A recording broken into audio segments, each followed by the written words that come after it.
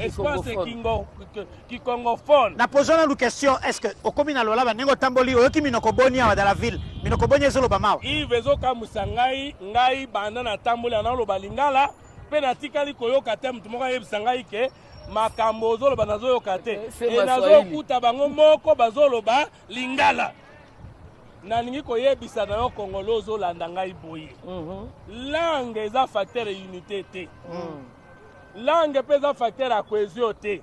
C'est vrai à travers le monde il y a des peuples qui na nsima ya kozwa bavaleur esalaki unité badesidaki koétouffe balangue mosusu peut promouvoir la langue moko comme la France. Bomaki ba dialecte mosus, ba lobby tomate sa langue. Mais ce n'est pas le français qui a développé la France, c'est la culture politique. Par contre, ceux qui ont eu la Suisse, pas que le allemand, pas que le français, pas que anglais. Mais ils ont développé. Ceux qui ont eu Canada, pas que le français, pas que le anglais, ils ont développé. Mais ce qu'on a balingi ba yebisa biso ba congolais que toka bwana baswahili ngambo bangala ngambo baluba ngambo biso tosangani mpo na langue te. D'ailleurs français eza langue officielle eza bakoko na biso mais tozali wana esengeli oyeba ke eloko esangisaka batu ezali eloko mosusu na biloko misato. L'ennemi commun. Voilà. Même si tolingi yango te yona mwasi no na ndako babandi bakota bino na butu quel que soit bozala ba conflit na bino esengeli botere yango. Ce qui nous unit c'est d'abord notre sol, c'est notre terre héritée des ancêtres depuis 1960. Nakata mabele na biso toloba français, toloba lingala, toloba kikongo, toloba swahili, l'agresseur rwandais na bato oyo amitema mabe balingi ye po baboto na biso mabele. C'est notre ennemi. Ce qui nous unit est plus grand que ce qui nous divise. Ce n'est pas une langue, c'est notre sol. Tango bakokata biso mabele, nous n'aurons que nos yeux pour pleurer. Et loko aliboso yango wana. Et loko mibale c'est le bonheur commun. Nkita onza mapesa ki biso esengeli biso ba congolais nyoso jouir na yango. Cette richesse naturelle que Dieu nous a donnée, que nous devons développer, tout bien un potentiel productif. Donc il faut développer un go, même en parlant de langues étrangères. Voilà. Même en parlant de langues différentes. Bah belge, bah lakisi yango, bah canadien, bah lakisi yango, bah américain, bah lakisi yango. Et loko ya misato, eko développer biso na bomoko, ezali l'ami commun. Qui est l'ami du Congo, en Afrique? Qui est l'ami du Congo na monde. Et loko ya mi balé et kosunga biso c'est le travail commun, le service national. Yo salinin, ngana salinin, ya zo salanini poto kende liboso. Mais ceux qui ont décidé na boma moto wana pa zolo ba Swahili. Mais langue eza génotype te, eza makila moto te. Na pese exemple Ivo Botima na mi balé. Mapasa, oyo akeko évoluer aux États-Unis. Oyo akeko évoluer na Libye. Après 30 ans, oya koya zolo ba anglais, zolo ba arabe. Babo mana likola langue. Ngai fu mototo na nyati makolo awa. Na ngina yebisa bino boy. Neti ngai. Nazali ikela ya sankuru comme langue. Me bakoko na ngai bauta awa na Lualaba. Toleki Maringa Lopoli Manyema Equateur Sankuru Lomela. Ekolo na ngai ezali awa. École ont porté combo ya sanga. Combo nangani ni les basanga. Combo nangai. C'est ça basanga non? Or bison sanga c'est le nom de la divinité, de la créativité. To utaki awa. Les basanga sont mes frères. Mais avec l'évolution, je suis au Sankuru, je pas le Kitetela, je pas l'Ikela, Kihindo Kosor. Boko bomangai awa likola monoko, ndoka ngaba origine ngai zali awa. C'est ça. Okoki kozwa motete la Sankuru évoluer na Lualaba. Ayebi sumi na kwa Sankuru te. Tokoboma ye na Sankuru po toki na Swahili. Tuna mituna. Tango ba Swahili bazalaki na mutu ya mboka. Projet ya liwa ya musée esuka kindenge ni. Musée akufaki. Nani azalaki na bokonzi na tango wana. Eza motolo ba Swahili. Bongo projet ebunga kindenge ni. Yo kufi mwana ya kitani bokonzi ya mboka mais projet na yo ebungi. Tango ba Swahili bazalaki na bokonzi Lualaba oyo ezalaki malamu lokola oyo sikoyo. Est-ce que makambo nyonso mama Fifi masuka asa na Lualaba eza Swahili moto ezo sala To eza volonté politique. Volonté politique, bien sûr. Non, na tuni bino boka. Volonté politique, parce que tozo vivre. Volonté politique. Aéroport international tomoni. Ba chantier kiri. Toza pembeni na hôpital Mwangezi, eza pembeni awo. Clinique moderne de Lualaba. Eza Swahili muto esali, eza Chiluba muto esali, eza Lingala muto esali te. Impulsion ya mokonzi ya mboka. Mais mokonzi ya mboka bobo sana te. Lualaba oyo na tango basoli baza na pouvoir. Ezali kako gouverneur azali awa azozwa ne mbongo kotindela bakonzi na Kinshasa. Mais moto andimi ke bokonzi ya Lualaba e bénéficier na province ya Lualaba aza muto ya Lualaba te. Est-ce que le président moko est membre de toutes les provinces de la Mokini? La France est la président, mais au de la province les États-Unis de la non. Ce qui compte aujourd'hui, c'est la détermination. Bana Lualaba, bana Katanga, ngana yebisi binoke, molimo ya Musée, molimo ya Lumumba, molimo ya Kimbango, ezali na kati ya Félix Tshisekedi Antoine Tshilombo, ezali na mama Fifi Masuka, ezali na Yves, ezali na mama Virginie, eza na ngai. Soko moto ayeli yo makambo atoka bana munoko. Tuna yetango yo moto munoko wana ozalaki na mboka. Otikaki ba Rwandais kokota na mboka. Opesaki bango ba grade militaire. Opesaki bango ba grade policier. Soko munoko ye kosala nini? Toko kabona ka mukolo moko te likolo ya munoko ya mboka. Et puis yo zolo ba Chiluba ngana zo ba Kikongo to bala net mo tsina ngaza mukongo.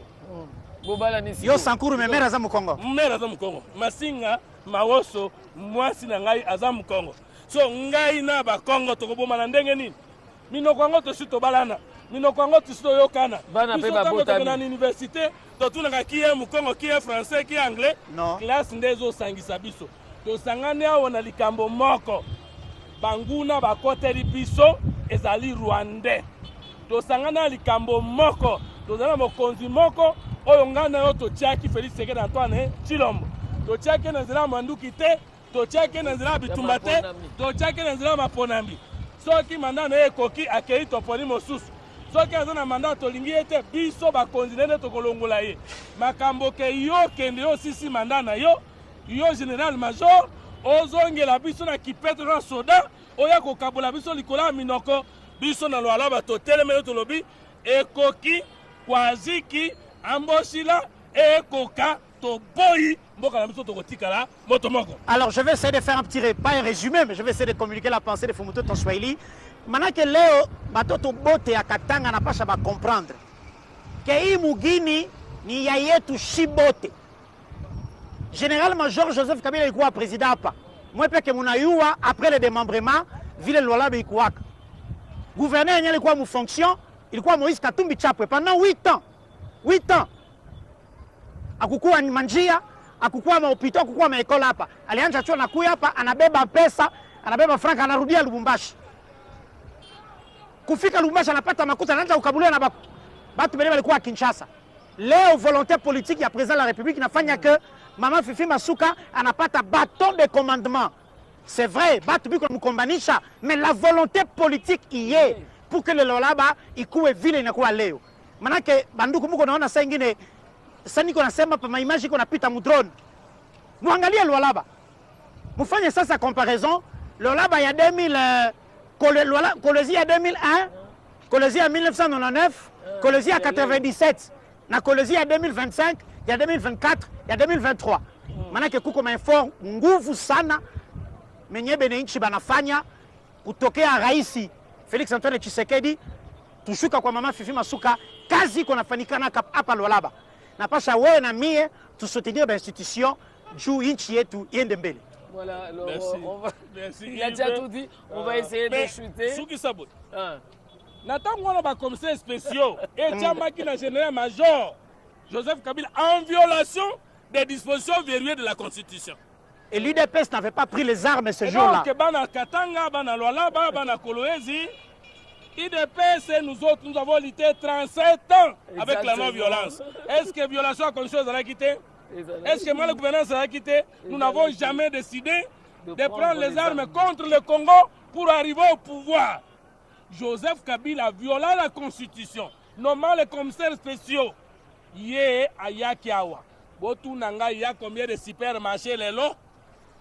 botuna ngai il y a combien de routes lelo botuna ngai naza na Lualaba na Kolwezi soki nauti na aéroport balabala ezoyamba ngai ekese na Maroc na nini ekese na Belgique na nini est-ce que Swahili mutu esali yango est-ce que Lingala mutu esali yango mais so bolobi na ngai ke munoko ya mboka nde eza solidarité bakongo babomanaka entre bango te. D'ailleurs, pour préciser, le président est du Kasaï, mais il a des opposants kassaïens. Il y a des gens qui ne supportent pas la gestion de Tshisekedi, qui sont kassaïens. Non. Jamais Joseph Kabila kozwa mboko lokola patrimoine na ye aloba j'ai pris congé. Tu n'as pas pris congé du pouvoir. Tous tes mandats étaient terminés. Même Manon Nomboko Botameza Yayote Daba Congolais Nyos. Katanga Yabiso Nyos, Sankuru Yabiso Nyos, Équateur Yabiso Nyos. Pouvoir Nayo et Cécilia Kendeko Pema. O même Rwandais, Mondu Keleki Makase Zabiso Peuple, Toko Telemeloti Nasuka, Tozana Loalaba. Voilà, très bien. C'est par ces mots qu'on va chuter. Ouais, c'est par ces mots qu'on va se séparer. On va les libérer. Na Kodana Bino na province Nyoso pour na Congolais tellement to barre route na koboma bokoboma Tshisekedi te bolukane koboma peuple mais biso to kolinga te peuple akufa suna masusu na le patriote fidèle téléspectateur. Attendez avant de partir Fumutoto, ce qu'il dit ce sont des engagements. Madame Fifi Masuka, la gouverneure, a eu engagement né au sérieux, à Tali, étendu à province nae, à Moni ba priorité, pas Baniko Tia ba priorité, grâce au visionnaire Félix-Antoine Tshisekedi Tshilombo. L'engagement, c'est l'enrôlement. Alors, avant de poursuivre avec notre deuxième invité, j'en appelle à l'enrôlement.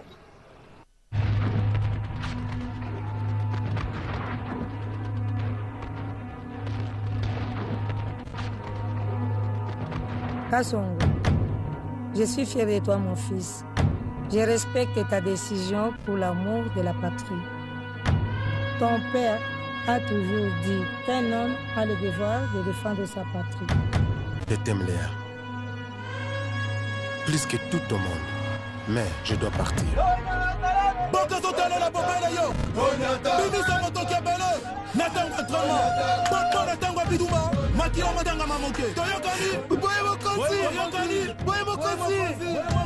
basali yango mpona koboma civil te basali yango mpona koboma mbisi te me mpona koboma nani toyokani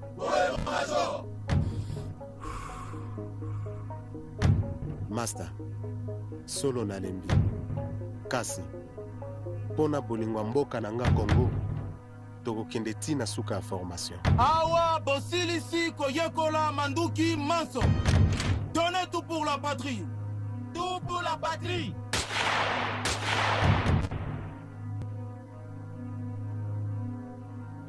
Voilà, de retour sur ce plateau. Appel à l'enrôlement, c'est un engagement. Engagement n'est bon qu'à Congolais, na Congolais, Bisika ya Telemi, à son engagement, il y a qu'au défendre Mboka. Deuxième invité sur ce rond-point des mangeurs de cuivre, il s'agit de M. Josué Mouyumba, qui est le gouverneur, qui est conseiller du gouverneur. Là, je ne me suis pas trompé, j'ai failli gâcher. Donc, c'est le conseiller du gouverneur. Et aujourd'hui, la grande question, c'est de se poser l'Oualaba d'hier, l'Oualaba d'aujourd'hui et l'Oualaba de demain. Comment conserver les acquis, justement? Bonjour, monsieur Josué. Bonjour, madame. Vous pouvez monter votre Vous micro. pouvez monter le micro et saluer Voilà. Yves aussi. Bonjour, madame. Bonjour, papa Josué. Bienvenue sur notre plateau des circonstances. C'est une occasion pour nous de saluer ce que vous faites. Merci beaucoup. Merci. Nous vous suivons. On sent que nous avons les Ouazalendo médiatiques. Merci beaucoup. Ça nous fait du bien. Ils ont remonté le moral makasi. So kaka oki makambo ya mabe banini o na est kuna o ba occupé village tel. Bazo boma, bazo tué, bazo violé. Okomona motema ezoki mais so kaka na cliquer na lien natali ndenge bolobaka wana on sentir que conseiller Lualaba ya lobby. Ezari na ndenge nini par rapport à Lualaba lelo. Féliciter, vous encourager. Merci beaucoup. Merci beaucoup pour l'opportunité et vos précipitions. Lualaba d'hier et Lualaba d'aujourd'hui. La comparaison, différence. Maman, wana, ata bato bazolanda biso. Bako répondre ka ndenge moko na ngai. balwala be nyonso bazomona Madame Marie-Thérèse Masuka alobaka mingi te maloba na ye eza ba œuvre ba réalisation na nyonso azosala eza inspiré par le chef de l'État Félix Antoine Tshisekedi Tshilombo. Nous avons, il y avait l'habitude parce que nous sommes un pays avec plusieurs zones linguistiques. À la tête de ce pays, il y a un chef de l'État du centre du pays. Mais chaque fois qu'il vient ici, c'est lui qui encourage la gouverneure à faire en sorte que les richesses de cette province produisent des grandes réalisations. Que ça ne soit pas seulement total à Kangoka naba livre ya géologique non la capitale mondiale du cobalt. Mais ce qui au côté na là-bas, au yé na là-bas, zela ezate, ba hôpitaux ezate, nyonso ezate. Mais awa là-bas ça faisait autant d'années. Depuis la nuit de temps, le là-bas avait toujours le cuivre, azakina cuivre na cobalt. Donc mes richesses à cité bakisa mité. Ezala quitté. Parce que batebele bazoloba non Masuka azotonga parce que azana mbongo belé ba richesse eza ebelé. Ba richesse ezala ki depuis. Donc yé na yété. Yé na yété. Awa eza makambo ya bolingo, aza mutu ya mutema. Ce sont des grands nationalistes qui se sont détectés. Félix Tshisekedi est en train de détecter, il est en train de faire ressortir les vrais nationalistes. Bazo sala pona kotika biembo. Il y a bien en mboka na biso. Parmi bawazalendo ya gestion ya choses publiques, balingi mboka, balingi vraiment congolais azala la risée de tout le monde te. Parmi bawazalendo wana, il y a Madame Marie-Thérèse Masuka. Okomona ba chantier mikolo tozo kontango lisusu. Donc macadam partout, ce que moni pembeni awa. Eza parmi ba coin symbole ya ville ya Kolwezi. Eza rond-point Mwangeji. Ce que kena pembeni ya Mwangeji. Toza na batu mususu bateka ki parti ya hôpital. Bache biloko mabele ya l'État. Mais Madame Masuka tali alobi Mwangeji eza na concession munene. Pona nini tokozala kaka soki mutu abeli, soki autorité abeli, il faut qu'on évacuer Libanda. C'est beaucoup d'argent. Avion médicalisé. Et souvent, Tozo Lobango, avec beaucoup de fierté, non. Je suis allé me faire soigner ailleurs. Évacué. Il a été évacué. Mais c'est une honte, il faut toller la Kango. Vous avez des richesses, mais vous êtes à l'hôpital à Malunga. Exactement. Dès Lokwatungi, Awa. Clinique moderne, vous allez inaugurer. Mwangeji, et ça parmi les œuvres que vous allez inaugurer. Pour le bien du peuple. Et vous avez un matériel et vous avez parce que normalement nous sommes dans un pays pour nous par exemple dans un cimetière, par exemple dans une morgue. Les gens vous meurent comme s'il y avait aussi la guerre ici. Parce que les soins à Malunga tout ça kaka province to banda ko lobaka scandale géologique. Mais mikoloyo Félix Antoine Tshisekedi Tshilombo azosala lwalaba ekokoma pe scandale infrastructurel.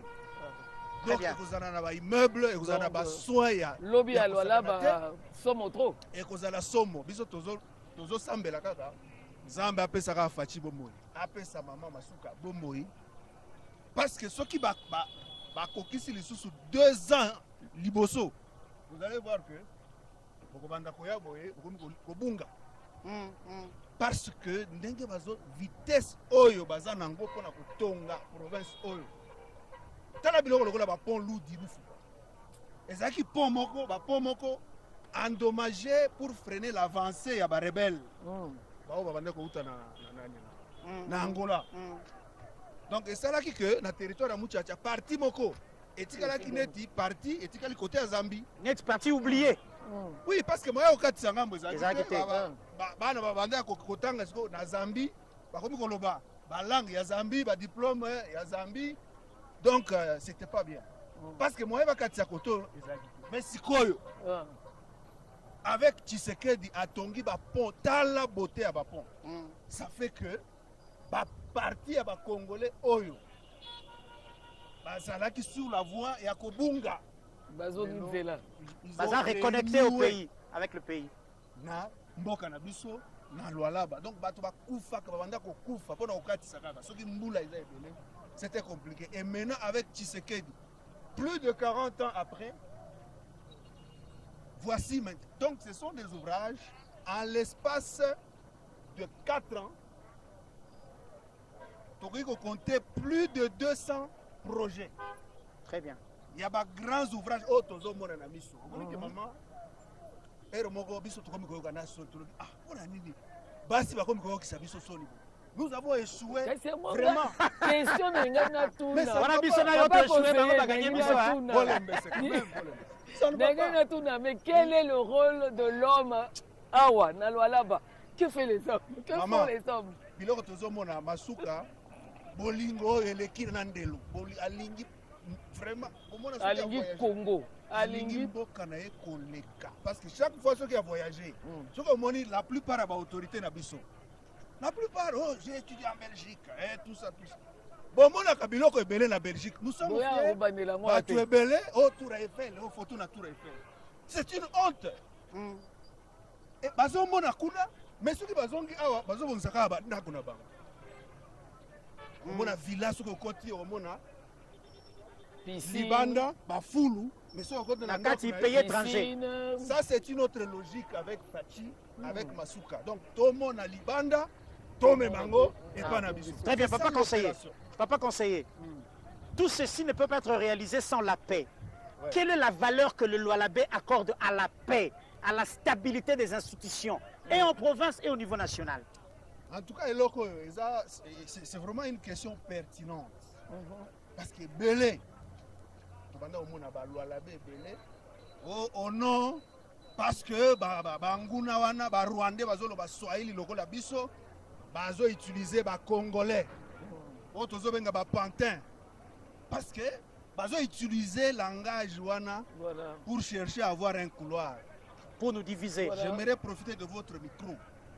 Ba victime ya liboso ya bitumba oyo génocide au Rwanda zo sala na est.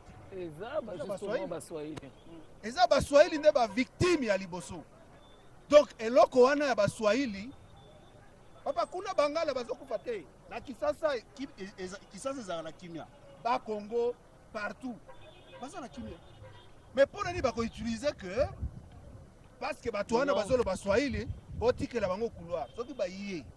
Papa kuna eza bo umbu. Na habité connexion, communication ezoleka. Pas de liberté, les gens sont dans un traumatisme permanent. Ouais. Oh, tous les gens journalistes, moi libertinage. Non, pourquoi on a un territoire occupé? Pourquoi ceux qui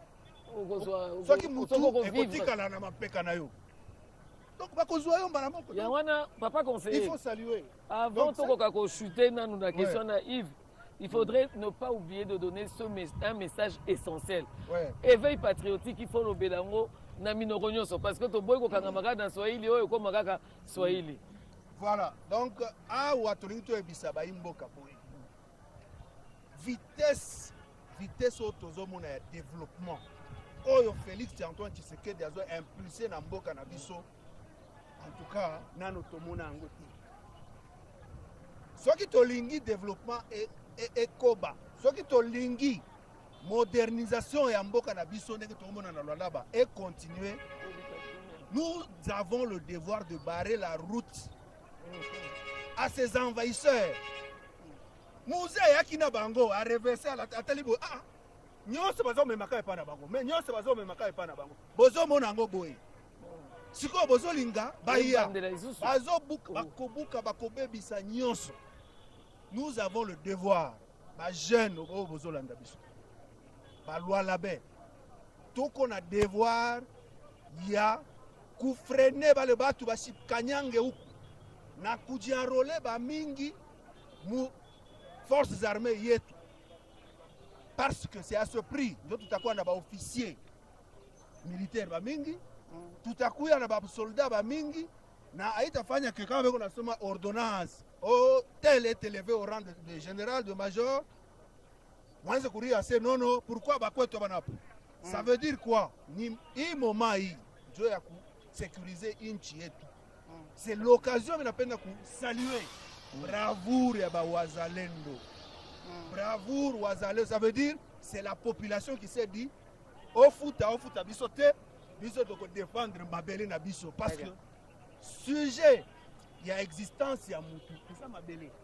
Soki kaka bazui mabele ndenge nazomona ba mususu bazo corrompre bango donc ba corrompre yo oteka mabele na yo pour que ne vivre soki na mpepe na voilà, tu deviens héros et tu deviens maudit. Donc ça veut dire nous tous derrière notre chef de l'État. Félix Antoine Tshisekedi Tshilombo, c'est un homme qui aime ce pays. Il pouvait aussi être pantin pour servir l'étranger, servir sa famille et rester pendant longtemps au pouvoir. Mais il a dit niet. Il ne regarde pas ses intérêts, il regarde l'avenir de ce pays. Au moins esclavage, il y a belge, esclavage, et pas colonisation. Colonisation, oui. Il y a belge. C'est comme Bango, Bazolinga va coloniser Bisso, et puis comme ba umbu na bango. Tout le monde en maman. Donc, papa, je suis la question, donc les gens rêvent que le Congo devienne une colonie rwandaise. Bon, aventurier. Congo, colonie rwandaise. Bon, ça penza aventurier. C'est pour ça là. Dans un visa, toluka visa. Dans un visa là, les États-Unis, na siège des Nations Unies. Na que tous les États sont membres, n'est-ce pas? Certificat d'enregistrement. Beaucoup de Lupango ya Congo, ya Kombo nani. Qu'on nous dise. Ce que c'est la Combo ya général-major Joseph Kabila, c'est que Bissot aux locataires. Qu'on nous dise combien on paye en termes de location. Et le jour que le bailleur décidera de nous chasser, il dira Naboy Issous Waloye Nabino, quittez dans ma parcelle. Ce pays nous appartient à nous tous. Ce que je vois dans le Lualaba ici, j'ai fréquenté cette province, cette ville de Kolwezi, d'il y a 10 ans, d'il y a 12 ans. Et Kolwezi d'aujourd'hui, je puis vous assurer, mesdames et messieurs, c'est extraordinaire. Le président va y passer quelques jours ici, en séjour de travail officiel, et je vous assure que les hôtels qui reçoivent les invités ici, c'est simplement extraordinaire. C'est pour cette raison que notre sérieux, notre engagement aux côtés de la patrie et la paix que nous recherchons doit être maintenu comme cheval de bataille pour qu'ensemble, Totombola et Koloyo. Alors, question, papa Josué. Mokondiambo Kazako Koma, dans les prochaines heures, Luala Bekolamba, et ça qu'on s'est préparé pour accueillir les chefs.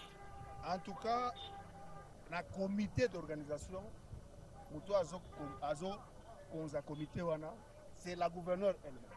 C'est elle-même, elle est esclave de la perfection. Donc, même dans les moindres détails.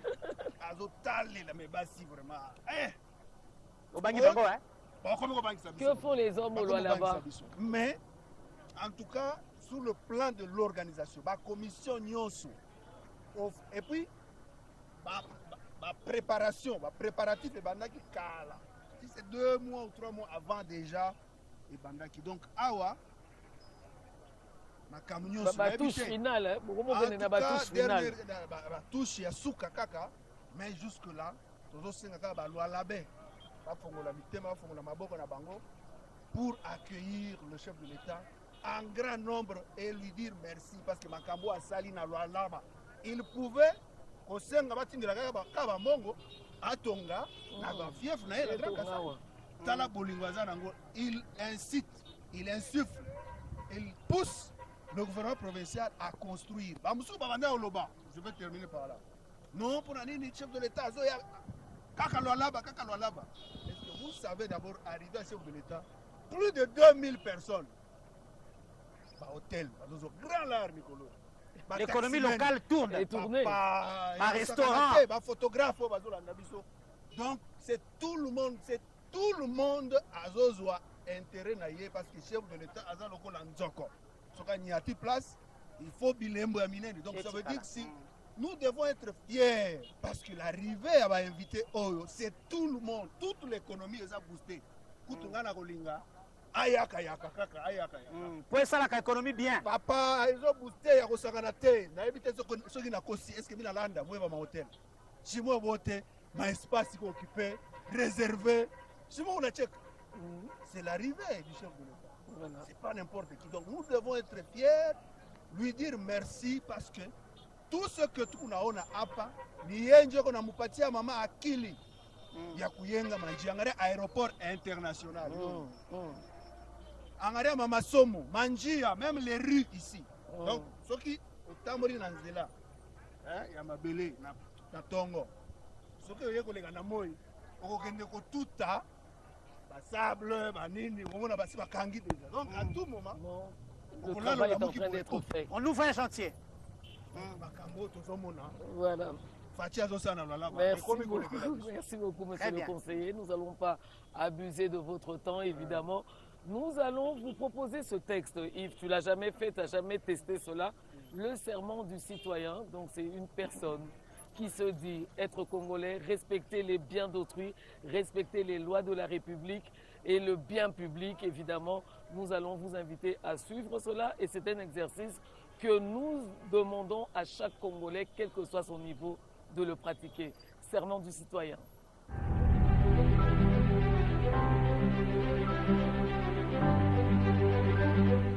Moi, Thérèse Kaikwamba-Wagner, je jure de servir, en toutes circonstances, avec fidélité et loyauté, la République démocratique du Congo, d'aimer et de respecter mes compatriotes,